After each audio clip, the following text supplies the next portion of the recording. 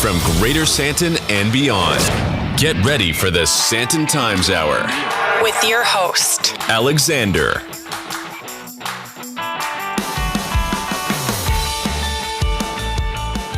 From the heart of Sandton to the rest of the world, this is the SANDTON Times Hour on Mix 93.8 and is always available on all good podcast platforms. I'm Alexander Leitner. This is edition 107. We're into week 12. And in case you weren't sure, it's March 2023. If you want to get in touch, you can email editor@sandtontimes.co.za or connect with us on social media @SANDTON Times and visit the website www.sandtontimes.co.za. As always, you can send through your questions, your comments, your feedback, your thoughts. You are always part of this conversation, and I love hearing from you.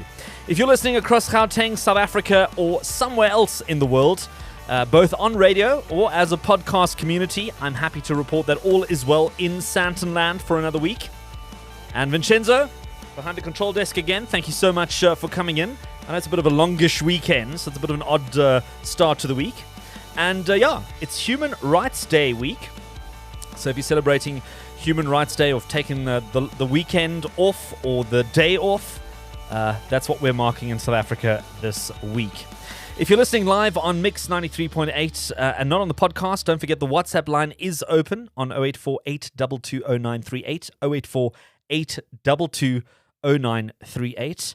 And how did your week kick off? How did you get through the national shutdown today? I'd like to hear from you. Did it move the needle? What was your experience? Use the WhatsApp line, use the social media accounts. It'd be great to get your feedback, some of your thoughts, your input on what's been a highly anticipated protest, action, however you want to call it. Quick rundown of the week. I marked 10 years since climbing Kilimanjaro for the second time this week. Quite unbelievable how time has flown. 2013, I went up with a bunch of media colleagues up Kilimanjaro, the highest freestanding mountain in the world. And we all got to the top. We all summited, which is also quite a rare occurrence. You do hear people getting up in groups, but not all of them. And what an experience it was. One thing I can tell you, one quick takeaway, because I could probably talk about this for an hour, but I won't. One quick takeaway, if you're African, if you're South African, if you're on the continent, it's one thing you should put on your bucket list. Climbing Mount Kilimanjaro. Do it properly, do it wisely. It's not for the faint-hearted. It looks easier than it is. It's quite a tough week, let me tell you. But it is so worth it. It is such an experience, and you just feel so part of Africa and the continent once you've done it. It's just, I don't know, it's an undescribable feeling, an undescribable experience. And it was the 10-year anniversary this year and just brought back so many memories and so many feelings. Then there's a new car brand coming to South Africa, and I had a sneak preview of this brand this past week. They had a couple of demos to show us, and all will be revealed in the next few weeks, and I'll share that with you as well. And then I had a very nice luncheon with the team of Air France KLM at the Old Ducky Cafe in Fourways, and I'll be hopefully getting an interview with the country manager to chat about their 70th year of flying to Johannesburg. Can you believe it? 70 years of flying in and out of Johannesburg. Then Binance, the cryptocurrency trading platform, they brought together some of their users and stakeholders for a meet-up at The Roof in Bryanston. If you haven't been to this venue, The Roof in Bryanston, actually fantastic. It's just there next to the Sandton Clinic, and you have the most incredible views of the Sandton skyline. And the food's great. I must tell you, the food was very good. And they do some really nice cocktails as well, so go check that out. And then, of course, my mom, she celebrated her birthday this week. So one more time, happy birthday, Mom. You're the best. And may you have many, many, many more happy years, health, wealth, and all those good things. I love you lots. Coming up on this week's show, it's been a tough trading environment for most businesses and especially for restaurants. I catch up with one of the most prominent voices in hospitality to get a sense from her how the sector is coping. Then she started her own vegan alternatives range, and now, with a healthy cash injection from a venture capital fund, she's teamed up with Southern Africa's biggest food producers to take it to the next level. Next, hot on the heels of this week's protests and our general concerns of where South Africa is going, online registration for the 2024 elections has opened, and I'll be getting all the details on that, so stay tuned. And finally, as dating apps and ways to meet people has exploded online, a concerning new crime trend has been flagged by the LGBTQ plus community in Greater Sandton, and I'll be bringing you all the details on that coming up shortly. Well, headlines are up in a minute, but what would a longish weekend be without a bit of music? Show some love. Subscribe, share Leave a review and rating for the SANTON Times Hour. on your favorite podcast app now.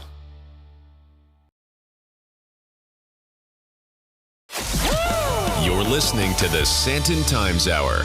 This is the SANTON Times Hour on Mix 93.8 with Easy Love by Sigala, easing us into the week and the headlines for this week.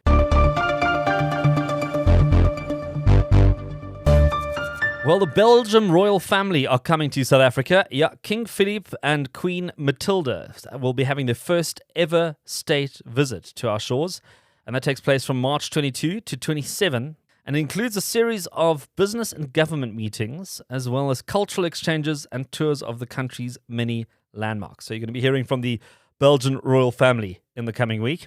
Then the proudly South African flagship event, the annual Buy Local Summit and Expo, will be celebrating its 11th edition in 2023, and will be running from the 27th to the 28th of March at the Sandton Convention Centre.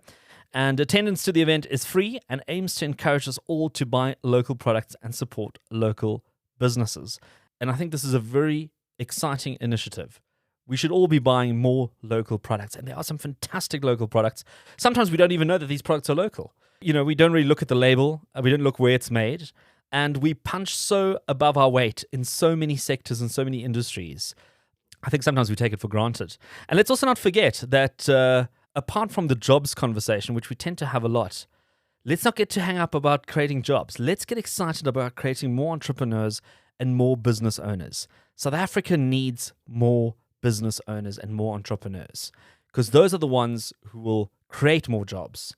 And talking about business owners and entrepreneurs, I came across this great quote, which I thought was very interesting. Customers will sooner become your friends than your friends becoming your customers. And I thought that is very, very true. Because often we have friends who start businesses, and I think for the most, a lot of people don't necessarily go flooding to support their friends, but there are ways that you can support a friend if they have started a small business. And I encourage you to do these things. You can go onto social media, share some of their posts on social media. You don't know who's in your network that might find their products interesting or useful. Like their posts, tag other friends who might want to know about these products. Comment and say something nice, something encouraging. You don't know what it means to somebody who's starting a small business or is starting out on their own. Comment with an emoji. Post a picture. Maybe you've bought their product and you want to give it a little bit of a thumbs up. Take a picture of the product, post it on social media, give them a shout out, and of course, leave a review on Google Reviews or any of the other review platforms, and be honest about it. Be transparent about it. But I think give your friends as much support as possible. And the great thing about all these things is it's not going to cost you a cent. So that's some great ways of supporting small businesses. And of course, go out and try and buy local, because the more we support local products, the more it helps our economy, it helps our communities, our neighborhoods. Such a worthwhile experience. Then the Mall of Africa in Sandton City in Joburg, as well as the Cape Town V&A waterfront, had the best December this past year. The best. And that's according to a MoneyWeb article. December and November were record trading months for Sandton City with double-digit growth. Along similar lines, Business Day reports that the foot count at the shopping centres of high prop investments, which includes Rosebank Mall and Hyde Park Corner, well, that foot count is returning to pre-pandemic levels, while people are spending more when they head out. So that's some good news in these generally dark times that we've been having, where we are seeing a lot of businesses struggle at least people are kind of getting back in there and supporting businesses. Let's leave the headlines right there for this week. The restaurant industry emerged from the pandemic limping and has been flung from the frying pan into the fire as load shedding adds to tough economic trading conditions. Grace Harding is the CEO of Ocean Basket Group, and she catches up with me for an update on the state of trade right after the break. The latest news, The biggest names, the best destinations. the hottest entertainment. This is the SANTON Times Hour.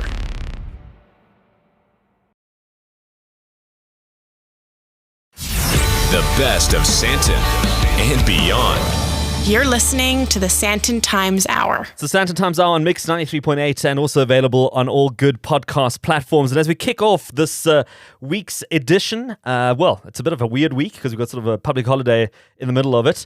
I'm joined by Grace Harding, the CEO of Ocean Basket Group, who's been very busy during COVID, doing her bit for her company, but also doing her bit for the industry. And she's gone from one interesting pandemic into a whole different set of challenges. And I actually caught one of her posts on LinkedIn. We're connected on LinkedIn.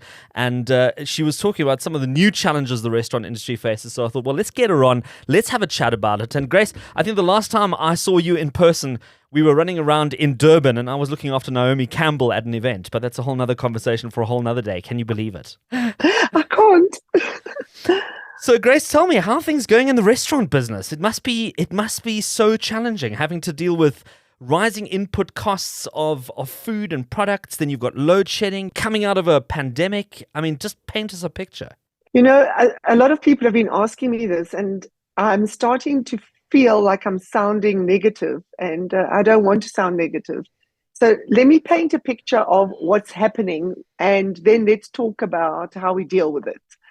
So what's happening to the restaurant industry is the same as what's happening to any industry, from electricity problems to input cost problems and the whole value chain being impacted. I mean, we have no railroads in South Africa, which increases the price of getting goods to places. Then there's potholes because there's too many trucks. The consumer is so under pressure. Not only is she under pressure financially, but I think there's a new pandemic that's arisen, and that is anxiety and depression. And that brings a whole new spin on things, because if one little thing is wrong in a restaurant, or if the food's just a little cold, the impact on the people is huge. So our staff now need new skills. They need to learn how to deal with angrier people than ever before. So when you sit and unravel it practically and emotionally, it becomes quite a ball of wool that has to be handled and knitted together. Sure.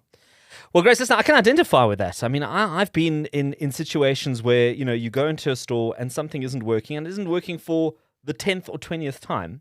And it's not a matter of raising your voice or, you know, being difficult, but saying to them, listen, you know, we need to deal with this. And as I think often when you're in business, you naturally gravitate towards wanting to sort things out. And some random guy came up to me and says to me, you know what, just leave it. And I was like, what do you mean just leave it? How do you mean just leave it? I said, like, every time I come here, I have the same problem. And surely, like, somebody needs to take this up the food chain and sort it out so we don't all have to stand here for 30 minutes in a queue waiting to get our groceries paid. And he was like, no, just leave it. And I feel like we've gotten to a point as well where on the one hand, it's become a little bit of an offense to be to kind of call out change and to make things better. And also, like, this attitude of just leaving things has kind of almost just got us to where we are right now.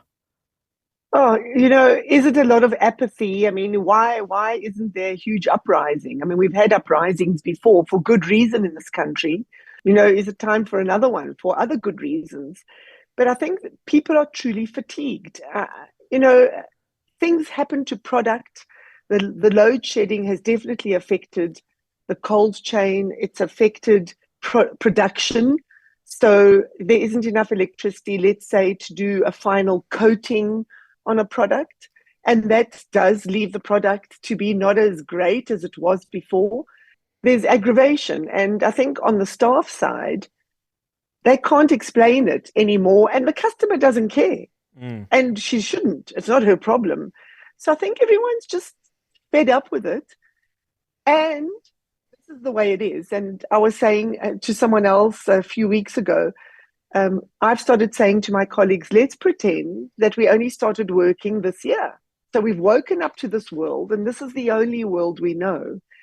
And let's try and deal with it in that way. Otherwise, we are dealing with it with a lens of, it's so bad. Why is it like this? How are we going to fix it? But I empathize with staff. They are fatigued, absolutely fatigued. In our industry, can you imagine no salaries for 2 years? Then we come back. Then there's no electricity. Then there's fewer customers because they're under pressure. Then the customers are angry. So I have a lot of sympathy and empathy for the guest and for our own people in the restaurants. Well, you went out and created the Restaurant Collective. I think this was also as a result of some of the challenges you faced during lockdown. How has that now evolved since then? I mean, now facing the new challenges that we're all facing on a daily basis, how has that call, that rally call that you put together, how has that kind of moved forward? It's been really interesting. Restaurateurs, and I'm talking about the individual restaurateurs, they'll sort of come together when there's a real crisis. So we found that once sort of COVID was letting up, it was more difficult to get people together. But we're back on the game now. We've appointed someone to run the Restaurant Collective full time. Most of the bigger restaurant groups have joined. They're paying membership fees. Even some of the smaller guys have joined. David Higgs and his group have joined, and Signature and Tasha's. Obviously, I started the Restaurant Collective with Natasha.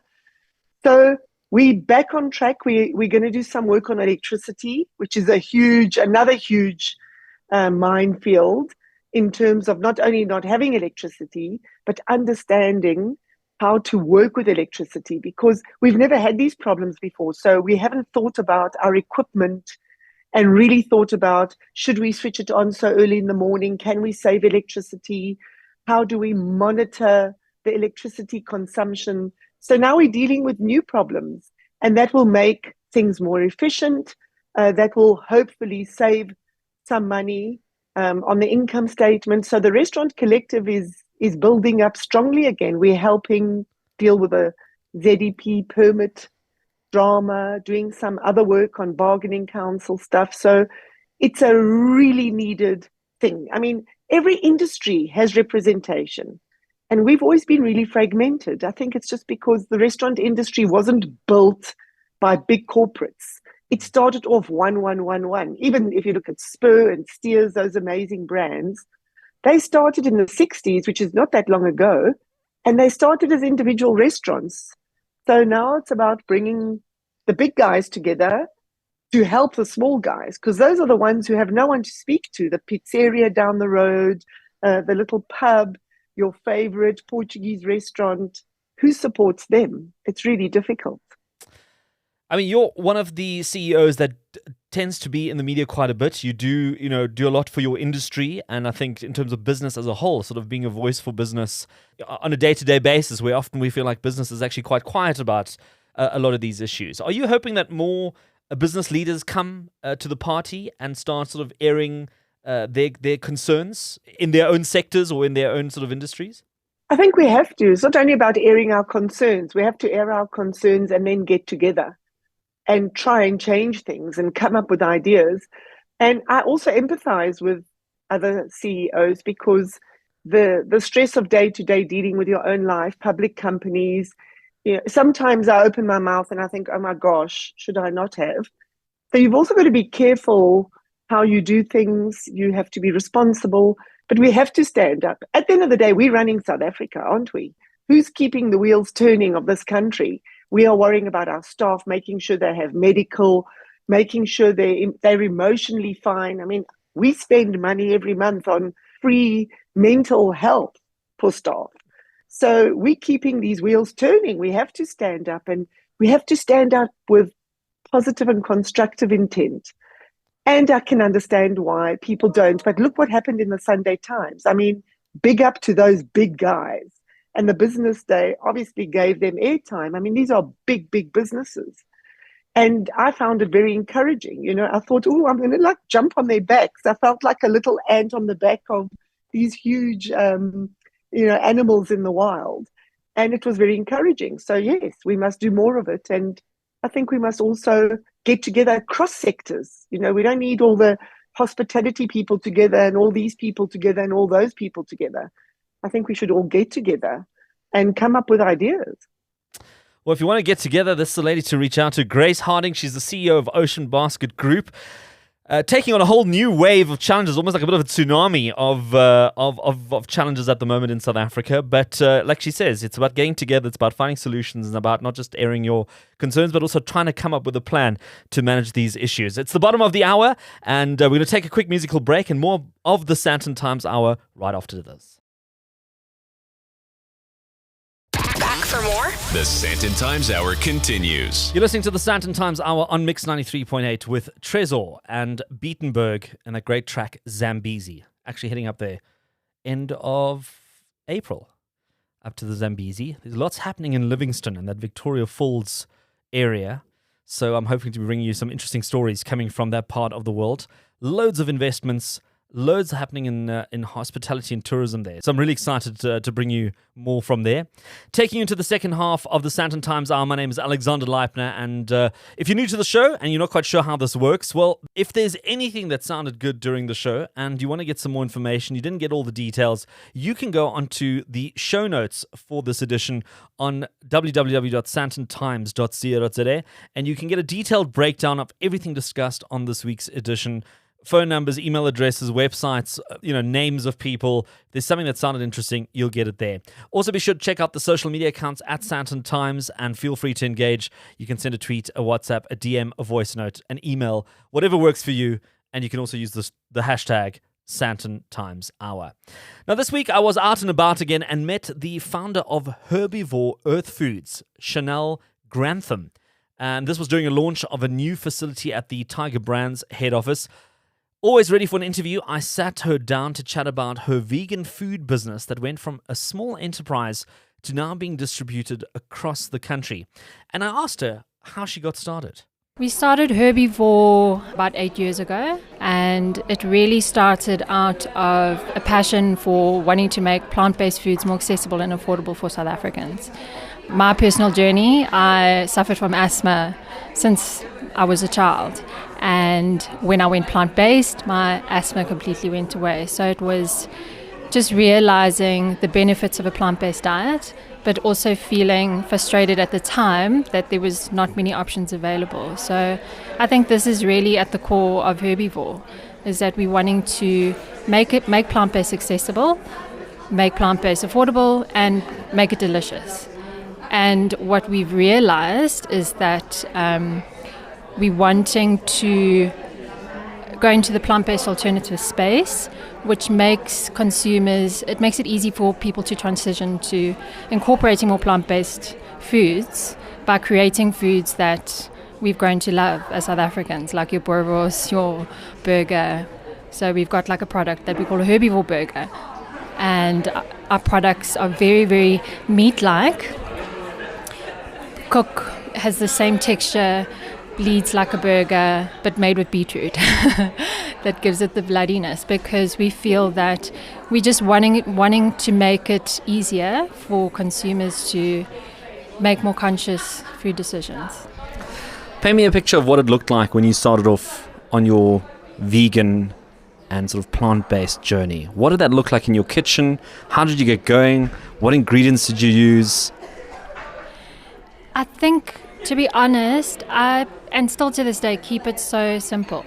I think that's one of the biggest misconceptions about plant-based, is that it's a mission to go plant-based, and it's actually very, very simple. It's just going back to foods that are from the ground and making simple swaps. So whatever I was used to cooking, just simply swapping it out with a plant-based Herbivore product and incorporating more whole foods into your diet, but keeping it simple. Keeping it so simple, I think that's the key. So what's the transition from producing small scale, a meal at a time, plant-based meals, to scaling it to a national level where you're having to worry about supply chains, cold chains, packaging, sell-by dates? Is there a compromise? Is there a tweak? How do you manage all of that? That's a great question. And I think that, like all startups, there's, the production challenges. And I think we've definitely learned as we've gone along. And that's part of the, product development process. But at the same time, we've always kept quality at the forefront.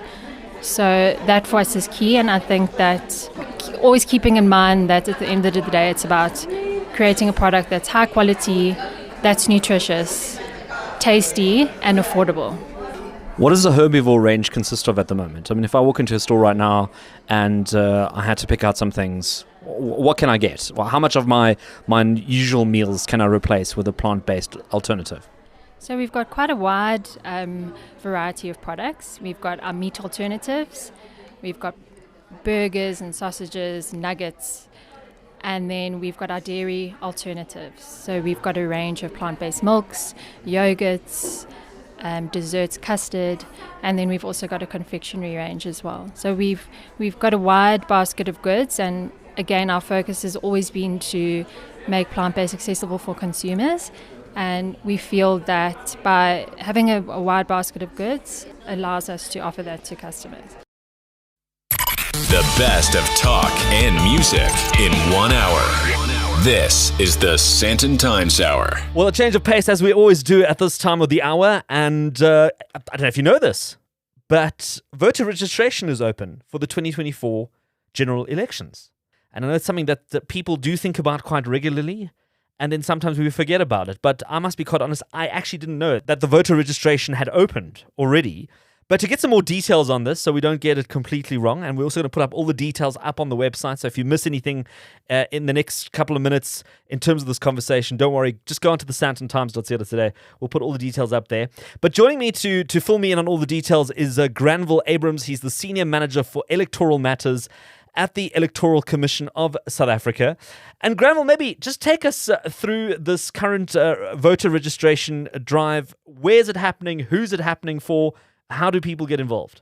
Thanks a lot for the opportunity. First of all, let me just mention that voter registration has always been a continuous process. Okay. However, when we said continuous, we meant our offices are always open. But since 2021, we also went online, moving along with the times. And in preparation for the 21 local government election, listeners may recall that we did have online voter registration then already, and it's always been open. But since we're now into election season, we've gone into a heightened alert just to make voters aware of the fact that we're open for business, and it's election season, basically. And it's a bit of a staggered process. I know that you kind of are focusing on different segments. I know when I chatted to the team at the IEC offices, there was a conversation that you were looking at the student bodies or people who were 18 and upwards. Then you were looking at running a program specifically for matriculants or people who are leaving school. So I'm assuming there's sort of a phased approach to this as we run up to the elections next year. Yeah, no, this is very important. If you have South Africans who are 40 years and older, who have not registered as yet, then it means that we didn't get them when they were young. They didn't just arrive as 40-year-olds. So this is something that's progressive. And within the category for the youth, anything between 16 and 25, because you can register if you're 16 years old, however, you can only vote when you are 18 years old. We have a big gap there. And the reason being because most of these voters would obviously be your first-time voters. So you would, first of all, need to make people aware of the fact of what a democracy is, what an election is, what it requires to participate. And it is for that reason why it's always a challenge amongst the youth. But we hope that with the online self-registration platform, that we are specifically talking to that sector. And that is where we can make the biggest inroads. If I look at in preparation for the 2021 election, we had about close to 8 million people between the age of 16 to 25 who were not registered to vote. So they could not vote because they weren't even registered. So it's a massive gap.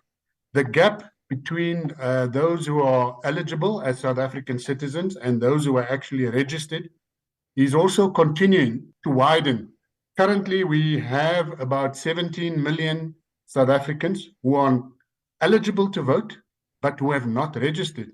And if we compare this to voter turnout in the last election, the number is actually much bigger, just of those who are not even registered, not even counting those who are registered and didn't vote. So, Granville, let's actually go through those numbers, because I think they actually are quite telling, and they will also lead us to that question as to why do people actually need to vote. But if we look at the last numbers of the last election, right? So I've got a couple of numbers here. Correct me as we go along. I've got 26.7 million odd, rounded up, people who were registered to vote, of which 17.6 million actually ended up voting, which is almost 10 million short of the amount of people that were actually able to vote but decided not to vote. No, that's correct. The actual percentage of those who turned out was below 50%. I think the figure that I'm looking at currently is that it was just over 12 million people that came to vote out of the 26 million. So on the voters' roll, there were already 14 million people that didn't vote. And then add to that the 16 million people that didn't register. So there was about 30 million South Africans that could have participated, but did not participate in the last election. And that's quite telling. Sure.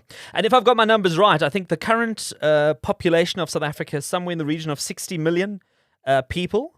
So what we're saying is that 17.6 million people who actually did turn out to vote in whatever form they voted determined the next 4 years of 60 million South Africans. So it's essentially a fragment of society that is essentially steering the direction or the course of where the country's going. That is correct. Whilst internationally, there is a decline, but I think we are still a young democracy, and I don't think that we can be compared to that. In fact, in South Africa, I would think that being a young democracy, the challenges that we have, and also the slow progress that we have, we probably have more reason to participate than to withdraw. Why is it important for people to vote? I know there's probably going to be a lot of these conversations happening over the next couple of months in terms of voter education, in terms of encouraging people to register to vote. But a lot of people will say, I'm not voting anymore because, my vote doesn't count, or it's not going to make a difference. Or, there's tons of excuses that we all hear, in one way or another. But from your perspective, why is it important that people execute their democratic right to put a tick box wherever they think it's right? Well, first and foremost, let me just correct the perception out there. Your vote, in fact, does matter.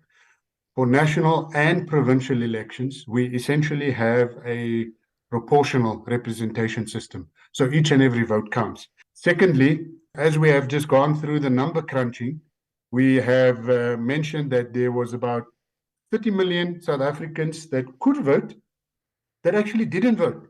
And the outcome of this election in local government was determined by about 12 million people. So the majority of people did not vote. So that correction.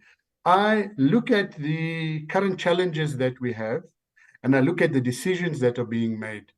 And as South Africans, we need to realize that if we are not part of that decisions-making process, or if we do not participate in the election of those who make the decisions, at the end of the day, those decisions are still being made for us.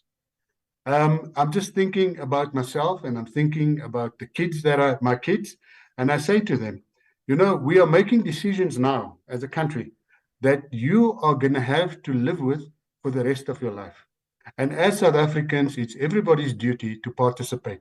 Now, a lot of people would say, no, but I'm not political. And we need to draw a distinction between the politics of parties, political parties, and the politics of democracy, being a responsible citizen and taking part in the decision-making of your communities and of your country and of your future. Well, I think that's a very good point to leave it at. Granville Abrahams, Senior Manager for Electoral Matters at the IEC, also known as the Electoral Commission of South Africa, talking about the current voter registration drive that is, I think, reaching a hot point at the moment. I mean, as I say, it's on all the time, but it is now coming into sharp focus as we lead up to 2024. And an important reminder just to talk about why we have a democracy and why we have these channels that we can actually exercise our rights and our views, and how important it is that we do make use of those channels to determine where we're going and where also the future of our kids and everyone else coming after us is going. We're going to take a quick musical break and more of the SANDTON Times right after this. And stay tuned. Online, on air, Anywhere, anytime. this is the SANDTON Times Hour. You're listening to the SANDTON Times Hour on Mix 93.8 and also available on all good podcast platforms. And that was Lionel Richie with All Night Long, the Mood Funk remix. I actually heard that this week and I thought, well, let me just slip that in there because it's sort of a semi-long weekend and, I suppose it kind of sets the mood a bit. I thought this is a very interesting story that came across my desk and it's probably not the normal sort of light, easy stuff that we talk about, but I think it's quite important nonetheless. And it's got to do with dating apps and general apps that connect people. And this specific app is very unique to the LGBTQ plus community. And to talk to us about what's happening with these apps and what's happening with people on these apps, I'm joined by Lerato Phalakatshela. He is the Human Rights Manager at OUT LGBT Well-Being.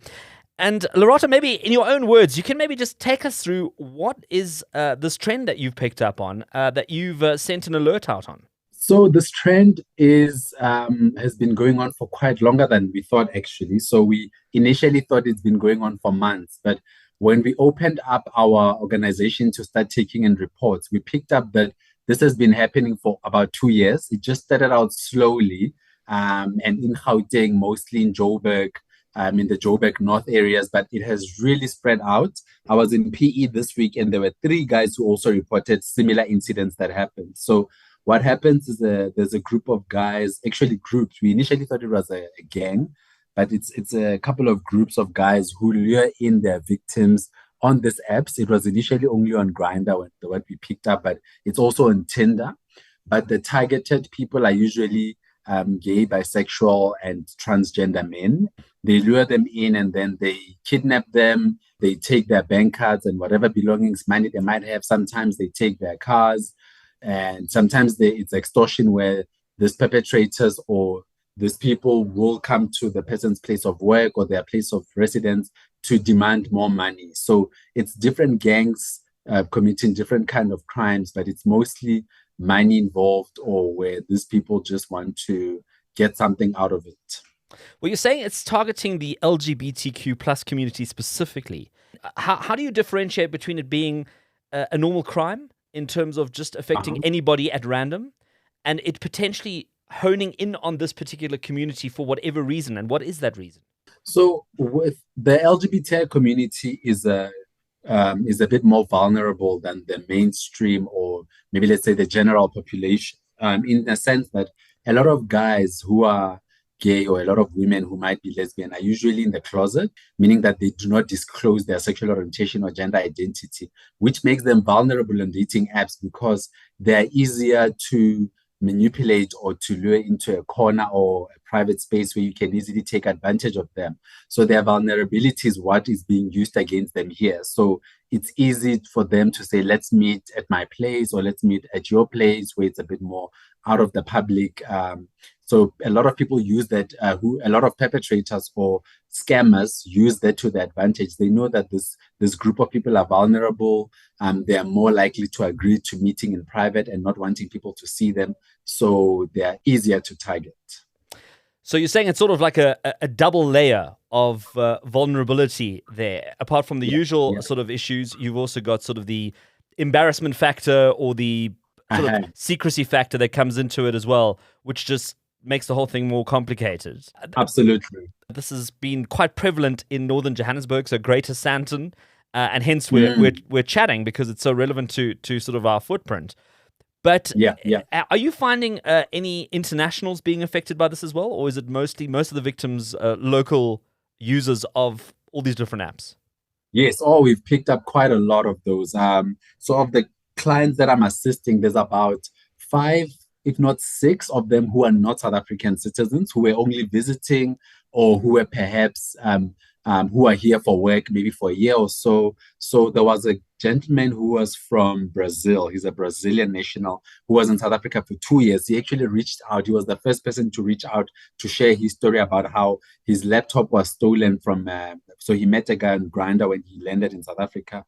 2 weeks after he got to South Africa, they met at his hotel. This guy came in. So as the Brazilian guy went into the bathroom, when he got out of the shower in 5 minutes, his laptop was gone, his cell phone was gone, his wallet was gone. So this guy had stolen everything that he needed. He stole some of his clothes as well within that 5 minutes. So it has happened to a lot of guys who are not South African as well. Well, I suppose the best piece of advice is to be cautious and to proceed with caution and stay safe. Yeah. And, if you are in any sort of platform, any sort of social media or any sort of app or platform that connects people, this is probably just something, unfortunately, that we have to keep in the back of our mind when you engage or meet people that you are not familiar with. And Lerato Phalakatshela, Human Rights Manager at OUT LGBT Well-Being, I thank you for making the time to be on the SANDTON Times Hour and for sharing this, I think, very important information with people. Thank you so much for having me. And I think that's probably a poignant interview to wrap it all up for a Human Rights Day week on the SANDTON Times Hour on Mix 93.8. And as always, available as a podcast on Apple, Google, and Spotify. If you want to get in touch, you can email editor@sandtontimes.co.za or connect with us on social media @SANDTONTimes and visit the website www.sandtontimes.co.za and feel free to send through your comments, your questions, your thoughts, your inputs. All of those are welcome. Thank you to all our guests who were on the show this week and who made the time. And also, Vincenzo, thank you so much for coming in for like a semi-long weekend? A long weekend, kind of. Oh, a long weekend light. Okay, I'm with you. And then thank you to the SANDTON Times team as well as everyone at Mix 93.8. And of course to you. Thank you for listening. And let's connect again next week.